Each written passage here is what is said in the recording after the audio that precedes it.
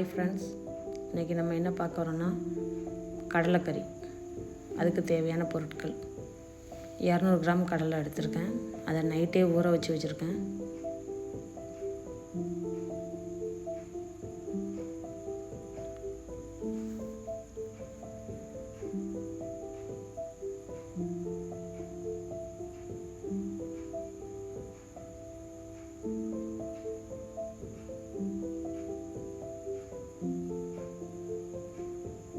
Friends பாருங்கள், பிடிச்சிருந்தா subscribe பண்ணுங்கள். ஒரு குக்கர் எடுத்துக்கோங்க. அதில் நம்ம ஊற வச்சுருக்க கடலையை சேர்த்துக்கோங்க.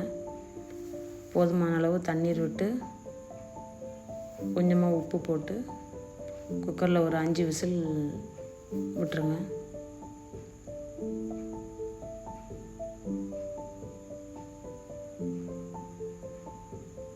அதுக்கப்புறம் ஒரு பாத்திரம் வச்சு அதில் கொஞ்சமாக எண்ணெய், நல்லெண்ணெய் சேர்த்துக்கோங்க. உங்களுக்கு எந்த எண்ணெய் விருப்பமோ அதை சேர்த்துக்கோங்க. பெருஞ்சீரகம், வெங்காயம் போட்டு நல்லா வதக்கிட்டு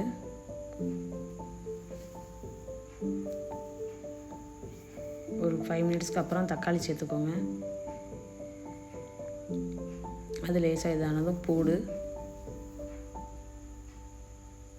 இஞ்சி நான் கொஞ்சம் தூக்கலாக போட்டிருக்கேன். நீங்கள் கொஞ்சம் கம்மி பண்ணிக்கோங்க. கொஞ்சமாக உப்பு வந்து வெங்காயம் போட்ட உடனே போட்டுங்க, வேகிறதுக்கு ஈஸியாக இருக்கும். நான் மறந்துட்டேன். 1 கப் தேங்காய் போட்டுக்கோங்க. மஞ்சள் பொடி, வத்தல் பொடி, மல்லிப்பொடி, கரம் மசாலா எல்லாமே போட்டு நல்ல ஒரு இதாக வறுத்துக்கோங்க. இந்த அளவுக்கு வச்சுக்கோங்க. இதை நல்லா ஆற விட்டுட்டு மிக்ஸி ஜாரில் சேர்த்து நல்லா மையாக அரைச்சிட்டு எடுத்துகிட்டு வந்துடுங்க. இப்போ வேக வச்ச கொண்டாடலையே பார்ப்போம். நல்லா வெந்திருக்கு. இந்த மசாலாவை அப்படியே ஆட் பண்ணிக்கோங்க. போதுமான அளவு தண்ணி விட்டு சேர்த்துக்கோங்க. கொஞ்சம் உப்பும் போட்டுக்கோங்க.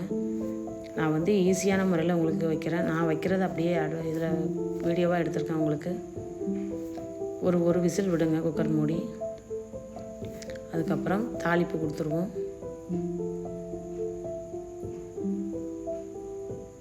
காலையில் நேரத்துக்கு நமக்கு ஈஸியாக இதை பண்ணிடலாம்.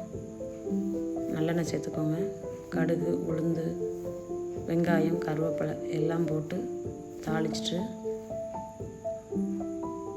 ஃபைனலாக லேசாக கலருக்காக வத்தல் பொடி போடுவோம். அப்படியே எடுத்து கடலைக்கறியில் ஊற்றிடலாம். கொஞ்சம் கலர்ஃபுல்லாக இருக்கும். மல்லித்தலை போட்டுக்கோங்க. அவ்வளோதான், சூப்பரான கடலைக்கறி ரெடி. பிடிச்சிருந்தால் சப்ஸ்கிரைப் பண்ணுங்கள் ஃப்ரெண்ட்ஸ்.